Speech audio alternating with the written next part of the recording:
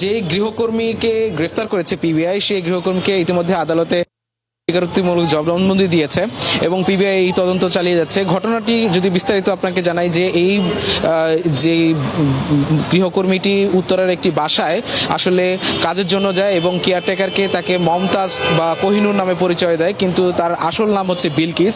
কিন্তু সে তার নিজের পরিচয় গোপন করে এখানে যখন কাজের জন্য যায় তার পরের দিনই আসলে সে স্বর্ণ অলংকার চুরির জন্য বাড়ির যে বৃদ্ধ যে গৃহকর্তা এবং গৃহকর্ত্রী ছিলেন তাকে ঘুমের ট্যাবলেট খাওয়ানো হয় যাতে করে তাদেরকে অবচেতন করে তাদেরকে যে স্বর্ণালঙ্কার এবং অর্থ আছে সেগুলো যেন চুরি করা হয় সে করতে পারে, সেজন্য কিন্তু তারা এগুলো করেছে। এবং এক পর্যায়ে যখন অতিরিক্ত ঘুমের ট্যাবলেট খাওয়ানো হয়, গৃহকর্ত্রী যিনি আছেন তিনি কিন্তু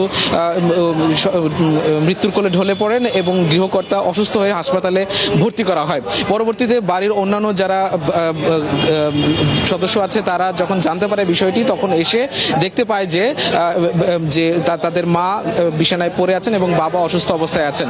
এবং পিবিআই কিন্তু 24 ঘন্টার মধ্যে এই ঘটনার রহস্য উদ্ঘাটন করে, যেহেতু এই গৃহকর্ত্রীর কোনো নাম পরিচয় তাদের কাছে ছিল না, কোনো ছবি ছিল না, তার কিন্তু পিবিআই খুব দ্রুত সময়ের মধ্যে এই একটি সিসি ক্যামেরার ছবির সূত্র ধরে এই গৃহকর্মীকে দ্রুত সময়ের মধ্যে তাকে গ্রেফতার করতে সমর্থ হয় এবং দেখে যে সে আসলে এটা তার পেশা।